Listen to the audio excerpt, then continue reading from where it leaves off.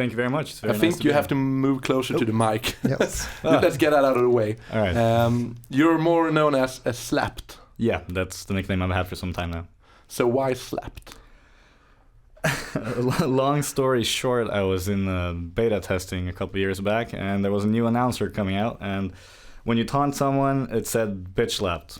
And I was like, that's funny, And then I made a sub-account called bitch slapped, and then unluckily for me, I got known by that name, and I had to stick by it.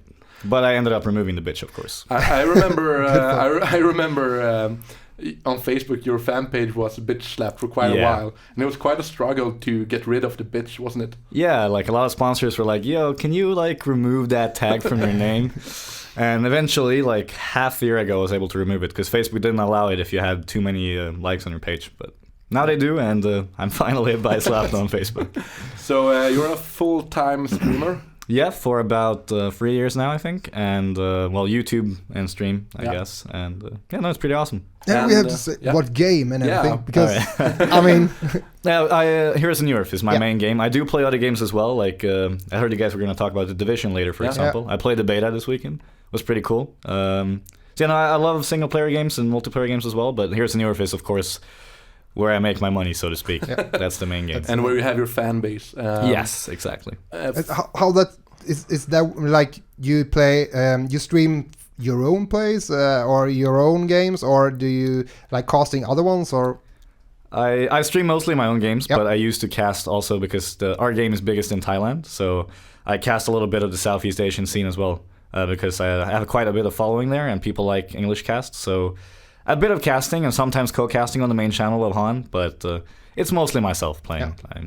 It's more fun. Yeah. People want to see Zlapped play, not Zlapped cast. So you're actually here because of two reasons. Because it's always fun to talk to someone who works with esports and things like that. And you're moving. You're supposed to move. I did this huge video about, I'm going to be moving to Thailand, guys. This is pretty awesome, and I'm going to be expanding over there and, live out the last lives of Han. And then all of a sudden, they moved the World Finals 3 months ahead. So my plans got a little bit delayed, so to speak. Yeah. Okay. And we're going to say this. If you want to ask Pontus something or on Twitch or YouTube, just ask your questions in the chat, and we're going to try to get them answered. It's going to be a Q&A live on the spot. But moving to Thailand, so you said the dying lights of Han. No, that's not really what I mean. Han has not been dying. People have been saying it's been dying for several years, which is not true. It's simply the fact that the competitive scene, like, a lot of the old players and a lot of players that I've been playing with my entire life and my entire Han career have been leaving, and there's not a lot of those players left. And those are the players that I've really enjoyed meeting at events and I enjoyed talking to. And when one after one disappears, and if I want to keep playing this game and really enjoy what I'm doing, then why not go to the place where everything's at? Like all the sponsors, all the lands, and tons of people that I've already met for that matter. I have tons of friends in Thailand, and if I want to expand and keep doing this, that's the best way of doing so. It's kind of the same reason why we see some Europeans try to move to South Korea. Yeah, in the StarCraft scene and everything. Exactly. So that's the same thing, and we see some North Americans coming to Europe to try to get better at, for say, Dota or Counter-Strike, whatever. Just moving around to be where the scene is at. Yeah, no, exactly. How does it feel moving away to a country where I assume you don't speak that much Thai? I know a couple of words, but mostly what viewers teach you, and everyone knows Twitch chat. Only curse words and bad things. So I don't know about. You've been to Thailand quite a lot, Andreas. Oh. Yeah. How's the English in Thailand? Special. Special. The thing is that first times when I go there was like everyone's talking about like. They are so bad at English, and they will say like the R's are no Asian people cannot say R, so they will be L. And I was like, yeah, whatever. But and the funny thing is that the first time I were there was on a hotel that called Rembrandt Hotel. So when I said to the cab driver, go to Rembrandt Hotel, and he was like, why is that? And I gave him the address and so on. And then when we like really see the hotel, he said, oh, Rembrandt Hotel. It's like, okay, sorry. So yeah, but some of them are really good. I mean, that depends on like, are you close to Bangkok and stuff like that, so people know English, and in the industry they are really good. So we were talking about you playing Heroes of Newerth, and you're getting to know a lot of players there. And I've been quite involved or keeping up with the Han scene for quite a while. Ever since it all started, I was also in the beta and things like that. But for me, it's been like 3 big powerhouses in Han history. It's been Fnatic, and it's been Stay Green, and it's been Sync Esports. And you have been a part of Sync Esports for all of the time. And you've also been a part of like earlier teams like Black Fae. No, I wasn't TFR, the one with Kebab and Insania, and then Denial Esports as well. Denial, that's the one I'm thinking about. And if you remember Vitriolic? No.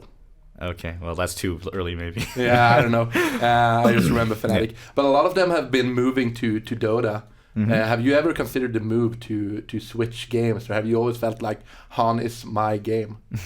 No, I've considered switching many times, but I think a lot of people switch for the wrong reasons. Like, I think the reason that Dota and LoL, where people have moved to those games, is because all of my friends are moving. I don't actually enjoy this game as much, but obviously you're always going to enjoy the game that your friends are playing. Like, you don't like playing alone. Solo queuing is never as fun as playing with your friends.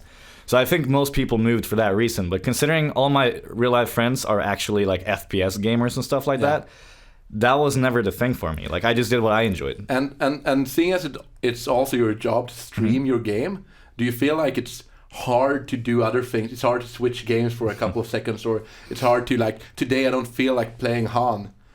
Do you wake up some mornings just feeling like, this is a Counter-Strike day? I wake up, that's happened a lot of times. I've woken up and I'm like, God damn it, not Han today again. And then I realized that, well, it's my job, you know. I have to do it most those days, but some days I'm just like, no Han, today I'm going to play something else. And the best excuse is when there's a new game coming out. So, like, when The Division came out, I was like, no Han, sorry guys, I want to play this. This is cool. And Far Cry, everyone knows I love Far Cry, so as soon as that comes out the 22nd, right? Yeah, I think so. Instantly playing that until I finish it. All those new kind of games, like, I don't care what people think, I'm playing them. Really? But I don't have the luxury of playing whatever game I want all the time. I have to play Han unless there's a good reason not to. Because I need to like cut in here sure. with some questions from the chat. So Alex Snow or Alex Neo, does Zlapped have a backup game if think it's like of playing Hone? If Hone will not provide the income that he desires, or if Hone will die, what game will Zlapped start streaming? That's a great question, actually, and the complete truth is that I don't know. Like, I'm going to be using this 1 year of time because I'm going to be moving after the World Finals to after the World Finals, so 1 year completely. And during that year, I hope to figure out what I want to do with my life. Like, if I want to go back to studying or if I want to play another game. So I honestly don't know, but no, I don't have a specific backup game. I do believe that if I really wanted to, I could probably stream Han for another 3 years because I have such a loyal fan base. And I could go, for you who know Testy, I could play with customers, and that way I could generate income.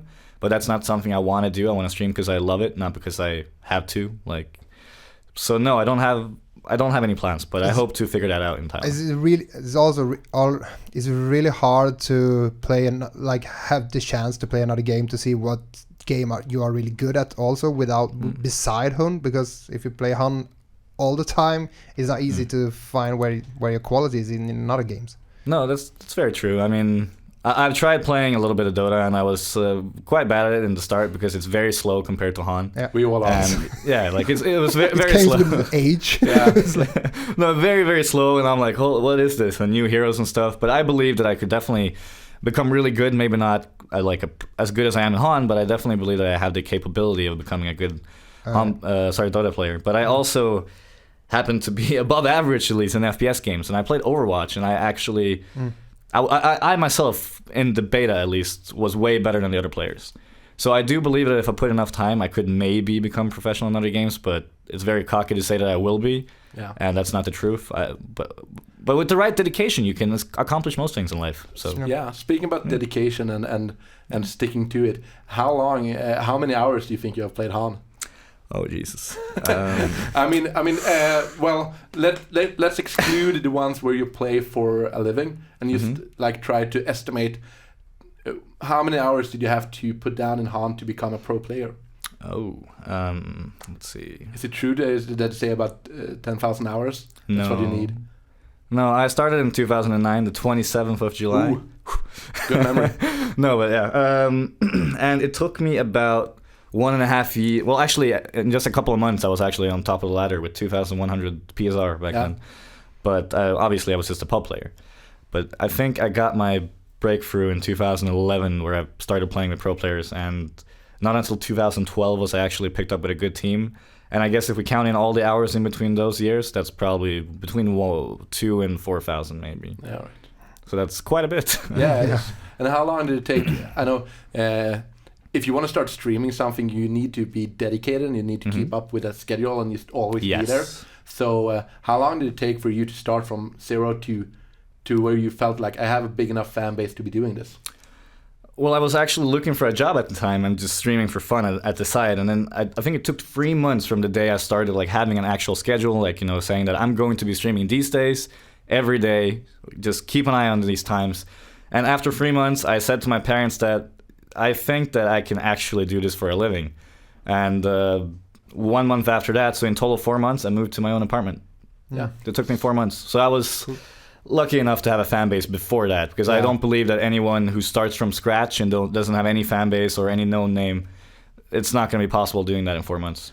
So why do you think people watch you? Except for being good at the game, though, obviously. But I mean, well, I think that I'm probably one of the most interactive streamers in terms of reading the chat. I think I answer 90% of all questions, and from what I've been told, like, I also do very educative stuff. Like, I do a lot of educationals and community-related things. I do educational heroes on the heroes that my community wants to.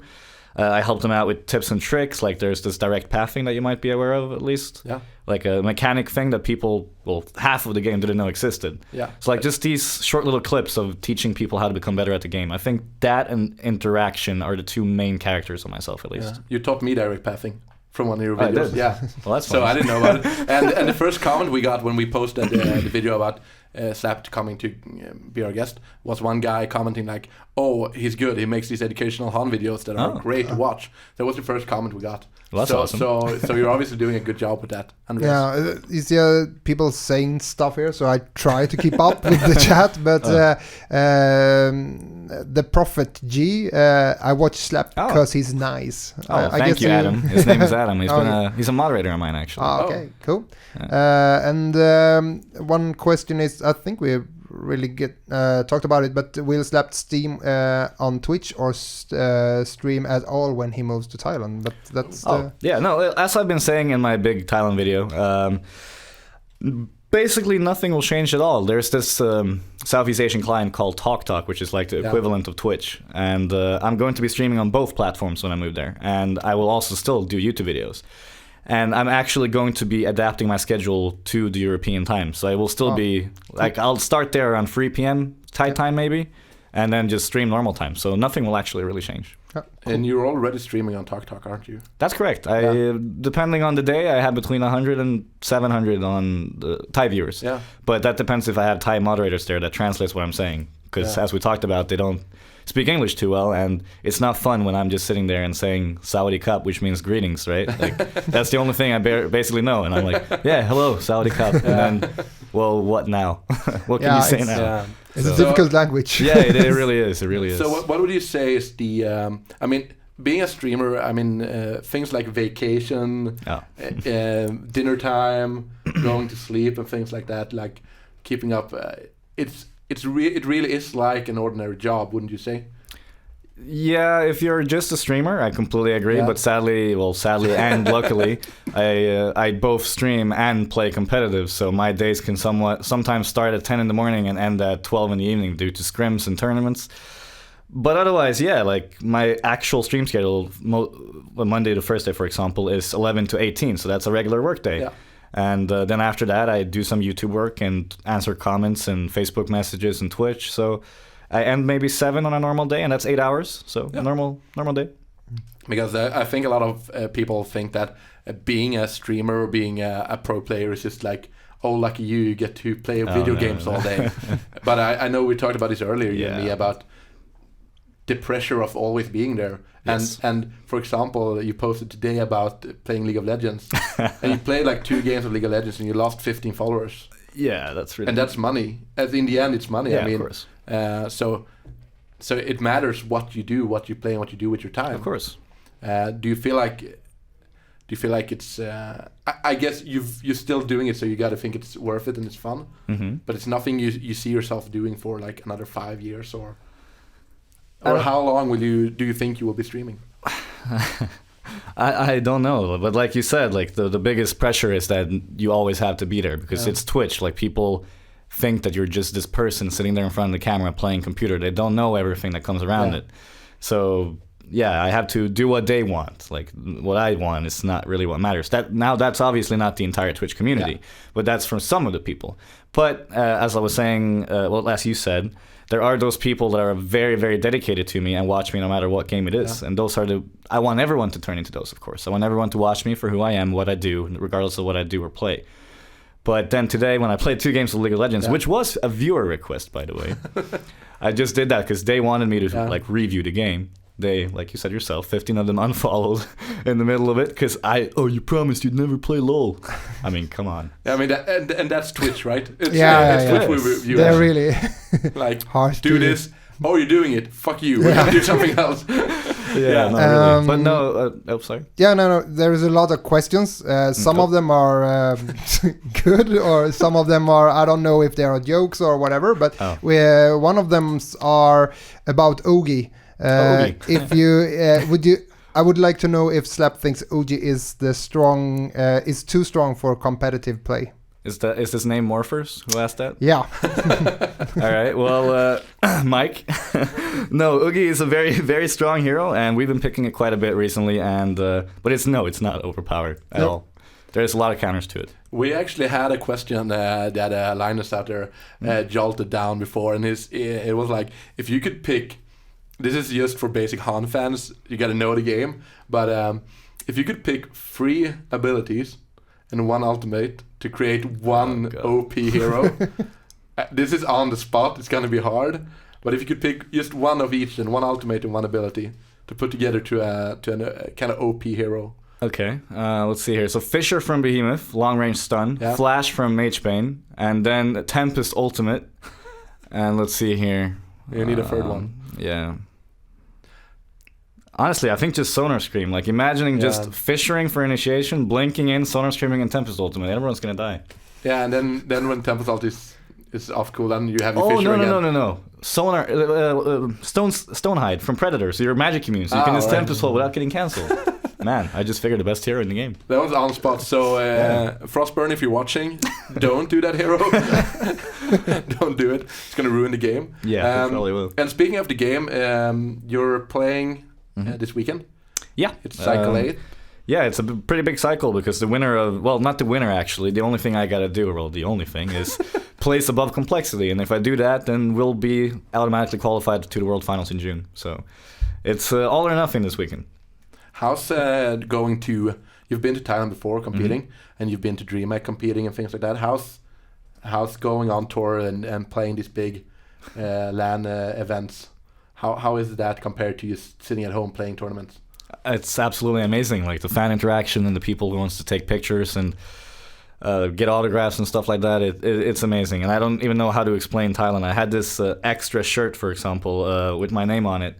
And there was like 500 people maybe that just walking around, like checking out the place. And I was like, hey guys, does anyone want a Zlapped shirt? And they all started crowding around. And I'm like, oh God, what's happening? You know, because so many people are so interested in Han. And that was the greatest feeling. And I just threw it up in the air and it was like... 2 people killed themselves, killed each other and started stabbing. It was blood everywhere and the shirt got ruined. No? Pretty much. Yeah. No, but it's really amazing having people there. And then they're so interested. Like they come up with these genuine questions like about their own gameplay, how they can improve, how I became the man I am today. And it's very encouraging meeting all these people online, just like telling you how much they enjoy what you're doing. Yeah. I know that Garena is really huge in Asia.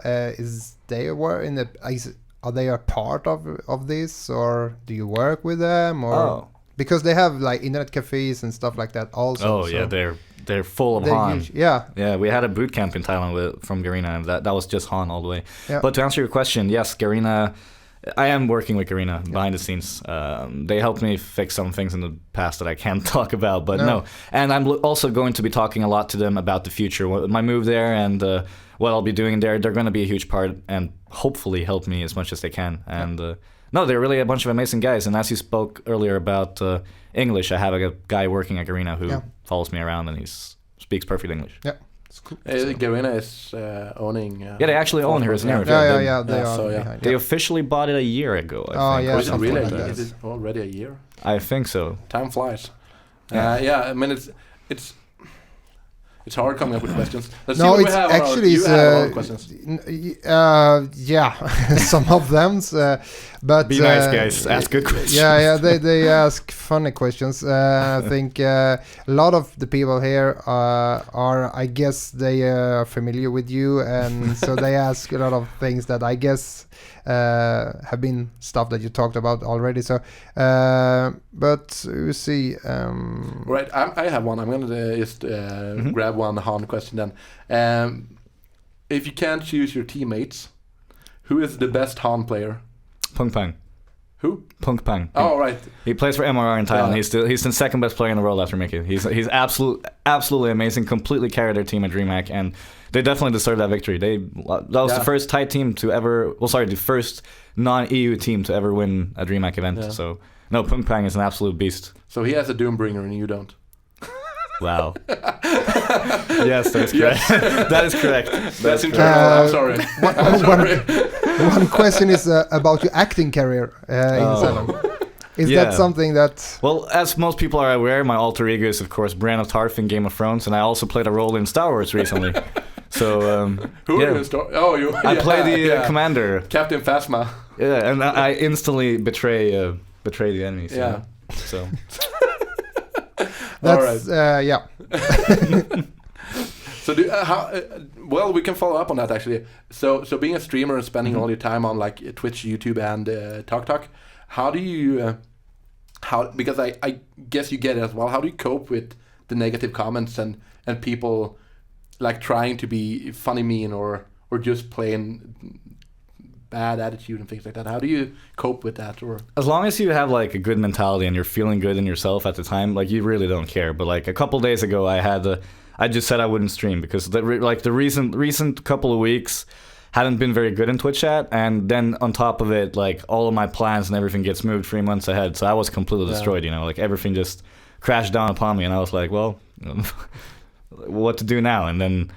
You are allowed to have bad days. Yeah, I mean, exactly. And all the negativity came to me, and I didn't tell him I streamed that. But now there you know. But no, so I just couldn't stream. I just knew that if I came on there and people started being negative, I would just lash out and rage instantly. So sometimes you can deal with it, sometimes you can't. But like, the longer you do this, the less important those comments become, and you notice who actually cares about you, and that those trolls, they're like, always gonna be there. they're always going to be there. Let them say what they want. Like you won't actually care over time.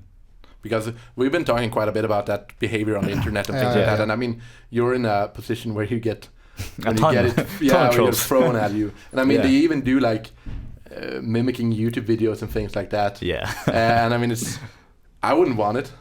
If I could choose, I wouldn't want people to do that because I have a heart. I mean, it's going to get to me sometime. And I mean, it will. You need to cope with it. So behave, people. It's so easy for people to like pause the camera or whatever, take that picture in that moment, and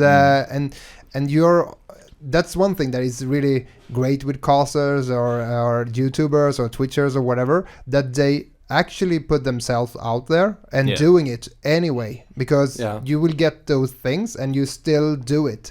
And it's take a bit of your psyche, but you get stronger also, and and you have to have like a lot of friends behind you that are in the same position, because otherwise, like, for a lot of reasons you cannot talk to other people because they doesn't really know what you're going through or what's happening. So I think a great like crew behind you is that very people important. that know what you are doing. Well, and a great crew. I mean, I noticed.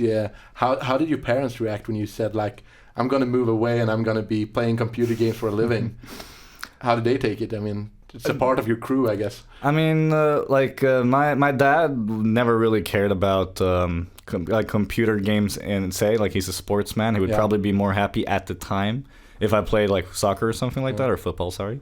And I know people get mad over that. But my mom was very supportive straight away, and so was my dad. Like, he really supported my decision to do it. But obviously, like, if you haven't been into gaming, you won't really know everything around it. But no, so my mom instantly followed me to my first second LAN event, and even my dad, the surprise showed up a year, like last World Finals, and that meant a lot to me. So they've been very supportive throughout my entire career, and I'm really happy to do that. And also my grandma, actually, she made me this necklace that says Sync Esports Zlapped, and she's followed me as well since the beginning of time. So I have a very, very supportive family, and I'm really happy for that.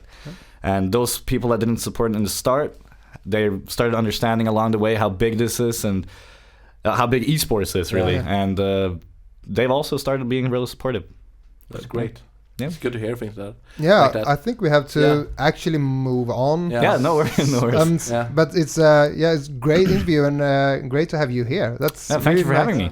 It's a nice story, and I would like to see what's happening in the future for you, and follow you. So we're gonna meet up in like 1.5 years again, and then we're gonna see how much Thai you know. Yeah, I'm gonna have to learn a bit of Thai before I'm there for sure. So we're gonna end with saying thanks for coming, Zlapped. Yeah, thanks for having me. Where can we find you on the net? Well, I guess my Twitter is kind of low, so we skip that. So Facebook.com/Zlapped and Twitch.tv/TooEasy and YouTube.com/BZlapped. Sadly, all 3 links aren't the same. That would be the best scenario. But and you actually had it on screen as well. Yep. So thanks for coming. Thank you very much for having me. And we will leave you